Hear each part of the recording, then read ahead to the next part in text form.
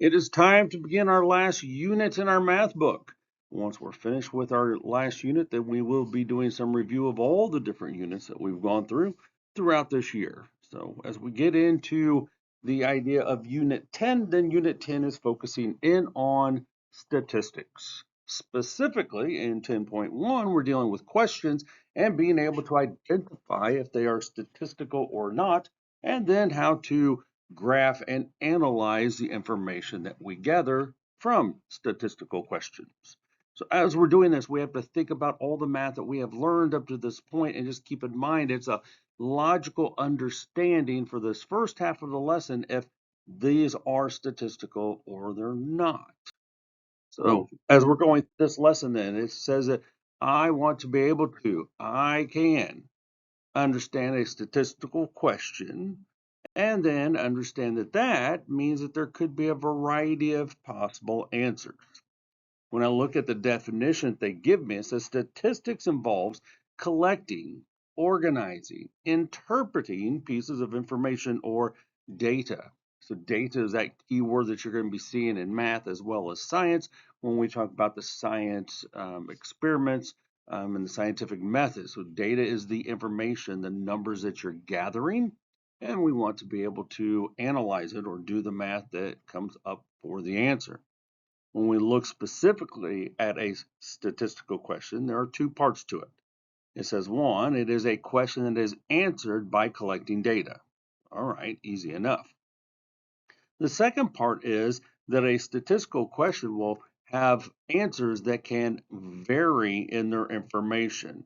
So when we talked about inequalities, we knew that those could be any number that was equal to, greater than, or less than a specific number. Such as, if I look at this type of question, what is the class's average math score on any given week? So is that a statistical question where it has a variety of answers, or is that going to be an exact answer? So once again, I have to think about what's being asked. All right? And in this particular question, what I'm thinking about is this going to be an exact answer, like 94%? Or is there going to be a variety of answers, such as could it be talking about different weeks? Well, seeing that it says during any given week, right, then it's a statistical question because there's multiple answers that we could end up with. What about this question? What was the class average for our last math test? Once again, thinking about it, is that going to give me an absolute answer, or are there a variety of answers that we could get? Well, since we're talking about an average, which is a math function, and specifically our last math test, then that's an absolute answer. So that is what we call not statistical. So on your answers, then you could just write it in S, meaning not statistical. How about this question? How long did Jenny study for our science test? Well, is that going to be an exact answer? Is that absolute? Or is there a variety of answers? Well, if we asked about an average of all the different tests, then that would be statistical. But this is a specific science test and a specific person we're talking about. So this is going to be an absolute answer. So this is a non-statistical answer, or an NS. And then you have this question. How many packages of chocolate chips do you think they use? Well, when I look at the wording of this question, I have to think about some information when it comes to the English language. The word you is actually always considered a plural pronoun because it could be just you, asking you specifically, right? But it could also mean a whole bunch of yous. Maybe I'm asking a whole group of people that are going to give me the answer.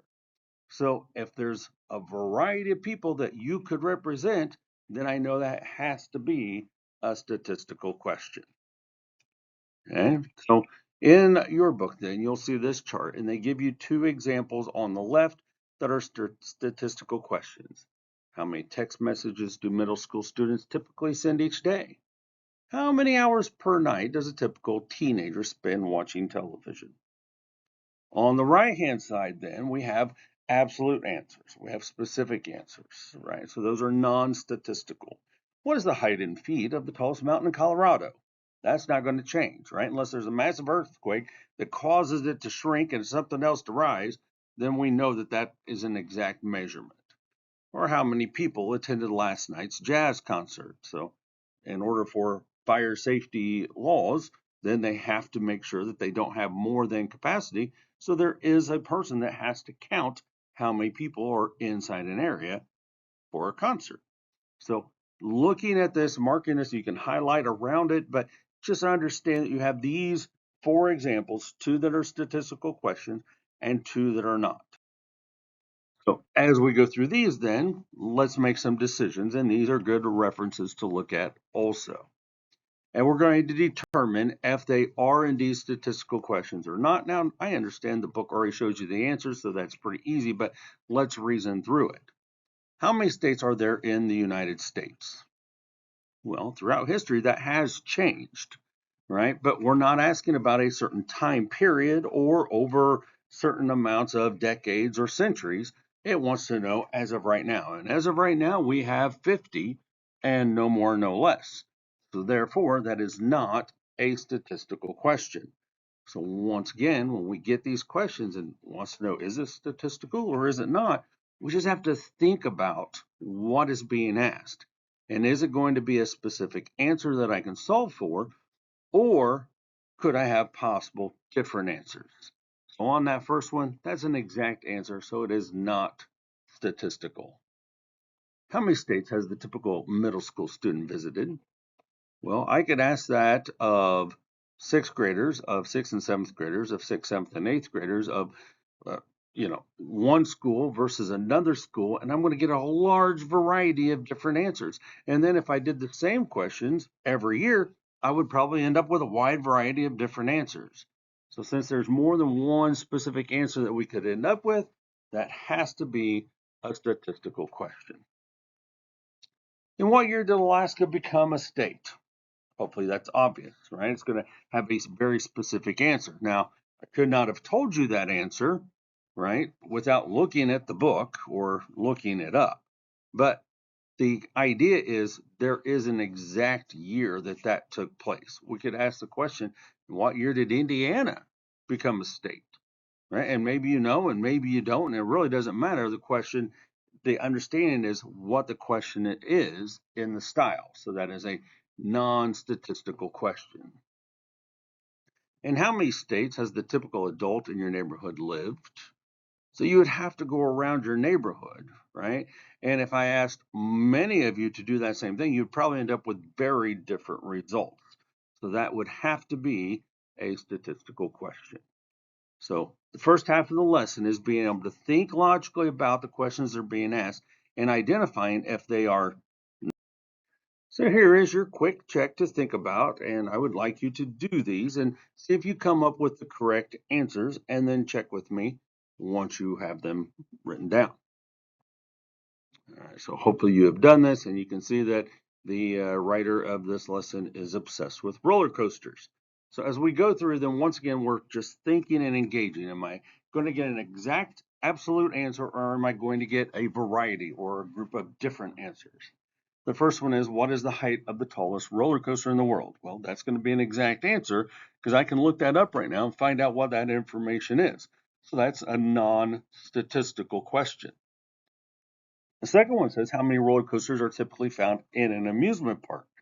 Now, that could be looked at in many different ways, right? So we could talk about the amusement parks in Indiana or close to Indiana or in all of the United States or in all of North America or in all of the countries across the world. And I'm going to get a variety of different answers. So the way that is set up, that would be a statistical question. The third one, on average, how many roller coasters does the typical middle school student ride each summer? So once again, that's going to be statistical because I could ask multiple different school systems, multiple different middle school students, and I could ask each year and get a different answer. So that is statistical. In what year was the last roller coaster built? Well, that's going to be an exact answer again, right? If I looked it up, I could find out probably the name of it, where it's located, how long it took to build, what year it was built in, and probably even the person that designed it. So that's going to be a non-statistical because it's an exact answer.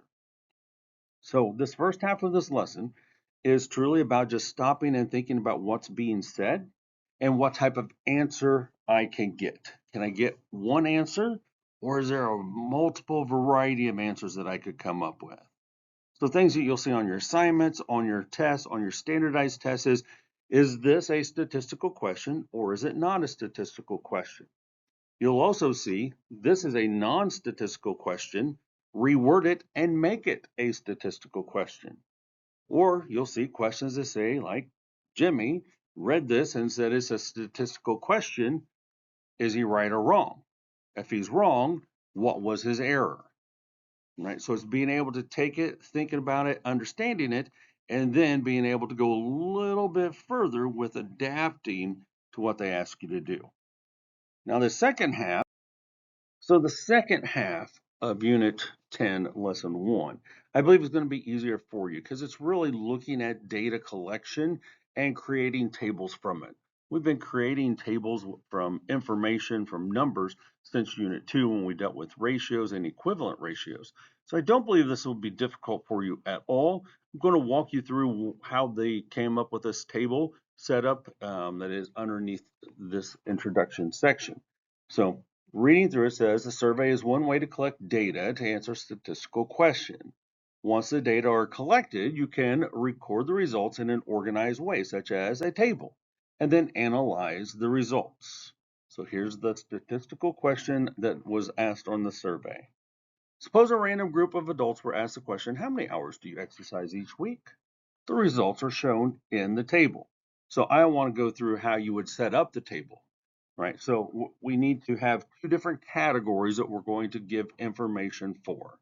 Right, so we're going to look at the number of hours and we're going to look at the number of responses. So we could say, well, we didn't exercise at all. We never do. So we have 0 or 1 or 2 or 3.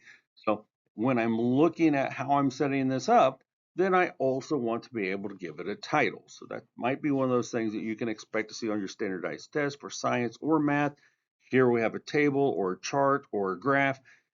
How would you label it and what is the title going to be? Right. So how many hours do you exercise each week? And then I'm going to write down boxes that I can record every result that I've collected. So we're going to say, as we collected the information, that some people said 0 and some people said up to 6 hours. And then once I do that, I look at all my surveys and I start counting how many I have in each of those categories. So the information they're giving to you is that there was one person that said they don't exercise at all, and two people said that they exercise for an hour, and then you have 5 and 5 and 3 and 1 and 2. So that's all the people that were asked in the bottom. That's the number of responses, and their possibilities are from 0 to 6. So when I look at these, then I want to be able to gather some information. Right? The information I'm gathering, that's called analyzing or thinking about the math that you ended up with. Based on the results of the table, one observation that you can make is that more than half of the people who responded exercised fewer than 4 hours per week. Right? So it's just looking at what you've collected, created on your table, and then analyzing or thinking about that data and how you could come up with an answer about it. As always, when we talk about math, I find it much easier if we do the math so we can understand it. So in example 2, we have a different type of table that they are going to set up for us. In our first example, then we saw that we had a horizontal table. We used horizontal tables when we did ratios and equivalent expressions, and we also used vertical, which is what we have on this one. So horizontal just means we fill in the information going straight across, and vertical means we stack it according to the labels that are indicated. So let's look at the example that we're talking about for example 2. Suppose you want to answer the statistical question, how many hours per week does the typical 6th grade math student study? You survey students in your math class using the question, how many hours do you typically spend studying each week? The responses were, and then they give you a whole list of numbers. Glad to see that no one said 0. It says in the bold black, organize the data in a table, step one, and then analyze. Think about the math results that you got. So they give us our table. And once again, this is a vertical table because we have columns. On the left, we have the column that says number of hours that are studied. And on the right, we have our responses. Now, there's a couple different ways that you can fill this out and keep track of your information. I would always suggest that with a pencil, not with a marker, not with a pen, not scribbling everything out. But with a pencil, you just cross them out as you go through them so that you can make sure you use each piece of data. So in my first row, I'm looking for the number of hours 1. So I'm going to cross out and count each of the ones that I have. So I have 1, 2, 3, 4, 5. So on or in the first blank on the first row, next to the 1, I have 5. Now, you can count it by numbers and write it down, or I do know some people prefer to use tick marks. And so in a group of 5, then I make a group of 5 in my tick marks. Either way is fine as long as I know how many are actually there for 1 hour. My next row then says I'm looking for the number of 2. So I'm going to go back to the beginning and start counting those. I have 1, 2, 3, 4. Got all those. So I have 4. And then I'm looking for 3, and I have 1, 2, and I have 2 of those. Notice I'm crossing out each piece of data that once I've used it. Now I'm looking for 4, and I have 1, 2, 3, 4. Did those in a weird order, but I still had 4 of them. And then for 5, we have 1, 2. And then for 6 hours, dedicated math student right there, we have 1. Now, once again, we could do it by counting them and crossing them out, or you could do by tick marks if you prefer tick marks, and it would look like that. Either way, it's collecting the data, analyzing the data, figuring out how many there are in each of my categories. But then we have to analyze. We have to think about and come up with an answer. First, find the total number of students that were surveyed. So you would have to count each of the data points that you have on that original list, or you can count the column over on the right, number of responses, and you should still get the same answer that there are how many students. Well, when we add all of those together, we find out that 18 students were asked about how much time they spend studying for math.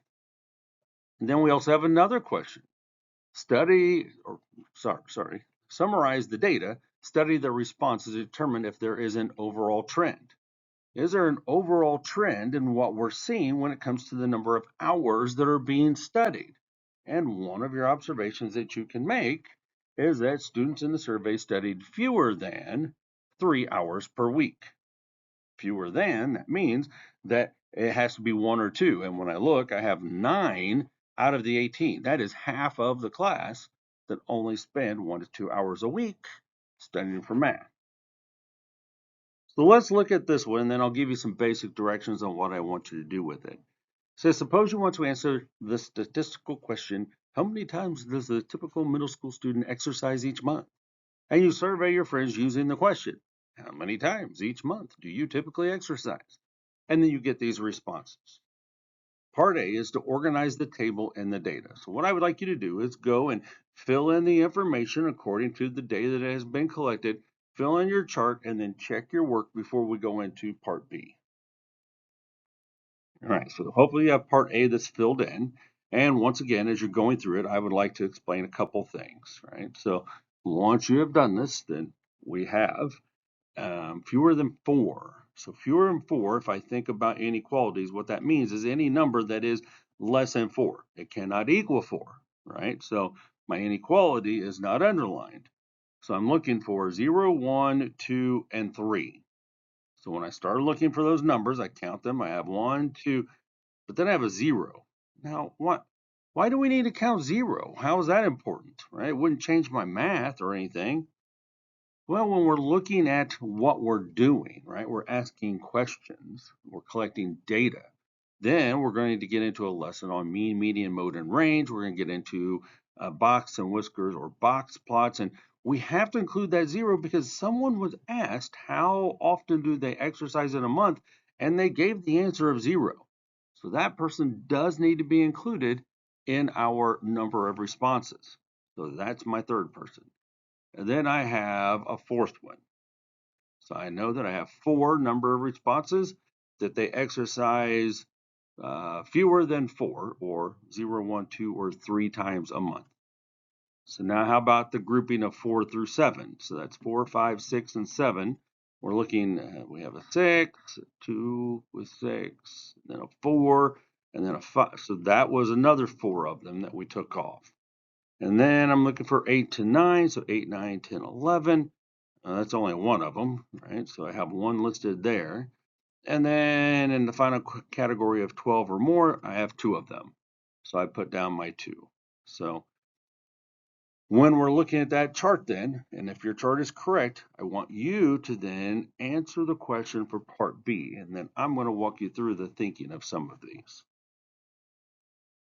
All right, so hopefully you've marked your answer, and we'll see if your thinking was correct. So I just want us to think about what is truly being asked, right? So when I look at A, it says most students surveyed typically exercise at least 8 times each month.